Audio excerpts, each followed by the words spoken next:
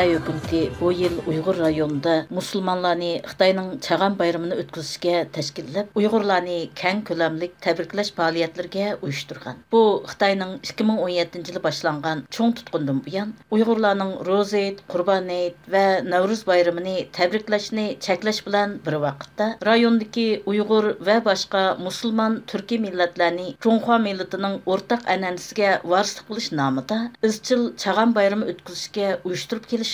Ma'lum bo'lishicha, yerlik doiralar bu yilmi yezi kentlarda Uyg'ur oilalarining ishik derazalariga chag'anliq masnaviy chaplishi, panus esishi va Xitoyning an'anaviy chag'anliq tamoqi bo'lgan tugra etib yeyishni yo'l qo'ygan.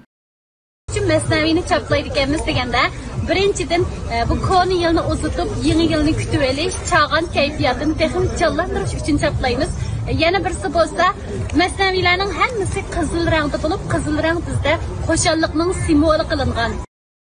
Bir çağanlıq bəxt xitini çaplaganda bəzilərinin bəxt xitini o'ng çaplaganlıqni, bəzi şeylərdə bolsa ta'tir çaplaganlıqni görürüz. Dünya Uyghur Qurultayının radiomuzning Xitoy bo'limiga bildirishicha, Aqsuda Xitoycha bilmigashga, uylarga chag'anliq masivini ta'tir chaplab qo'ygan oilalar jazolangan. Dünya Uyghur Qurultayının 23 yanvar kuni bergan uchurida Aqsu yezilarida masnavini ta'tir chaplab qo'ygan bu oilalardan 178 kishining jazolanganligi, 3 kishiga majburiy tutib turish jazosi berilganligi, ularning Junxo madaniyatini kamsitgan deb ayblanganligi aytilgan. Albuki Aqsu Jamoat xavfsizlik idorasining bir kechilik navbatchi xodimi radiomuz Xitoy bo'limining muxbiriga hamma oilalarning majburiy masnaviy chaplishi talab qilinganligini rad qilgan. Bu navbatchi saqchi xodimi garchi hamma oilaning majburiy masnaviy chaplishi talab qilinganligini rad qilgan bo'lsa-mu, lekin Xitoyning rayondagi hukumat taratqularida Pamir egizligidan Tarim daryo bo'ylarigacha, Ili daryo vodisidan Turpan o'ymonligicha